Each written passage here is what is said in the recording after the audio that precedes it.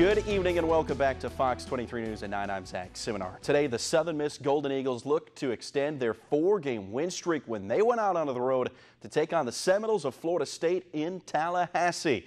Florida State entered this afternoon's game ranked 24th in the entire country. They've only lost one game all year long, and they gave the Golden Eagles all sorts of problems today. First half, Noles dump it down low to Ike Obiagu. Noles up 4-3. Moments later, Terrence Mann swings it to Brian Angola, who's in the corner. FSU extends their lead. Florida State couldn't seem to miss from downtown. The Eagles definitely couldn't defend it either. They'd continue to fire. Noles nail 19 threes, shoot 56% from the field compared to USM's 29%. That's not a recipe for success. Eagles win streak comes to an end today in North Florida.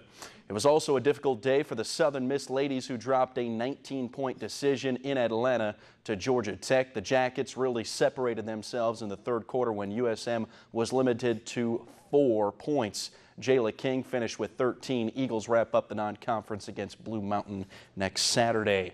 And if you haven't heard or seen, we've drawn our winners for the Family 5-pack tickets to next week's Walk-On's Independence Bowl between Florida State and Southern Miss. Congratulations if your name appears on your screen at home.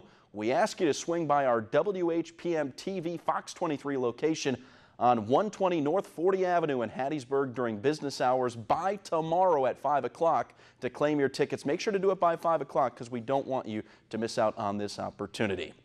On Wednesday, the early signing period came and went, and the Mississippi State Bulldogs hauled in a top 20 signing class, spearheaded by Joe Moorhead, who got 15 young men to officially commit and sign to play in Starkville. Rivals ranked MSU's class as the 17th best, while ESPN and 247 Sports rated it 20th in the country. Coach Moorhead talked about some of the difficulties in the whole process and how it could benefit some of the student athletes. The thing that made it difficult from a personal perspective is, you get hired, you need to secure your current commitments, you need to add additional guys, and you're trying to hire a full-time staff and bring your own coaches in. So you're having recruiting weekends, and kids are sitting there, and you may or may not have a position coach because they're either coaching the Bulls and they're coaching in the NFL. So, from a certain standpoint, I like it because it allows kids to get their decision over with and allow them to move forward with their high school career.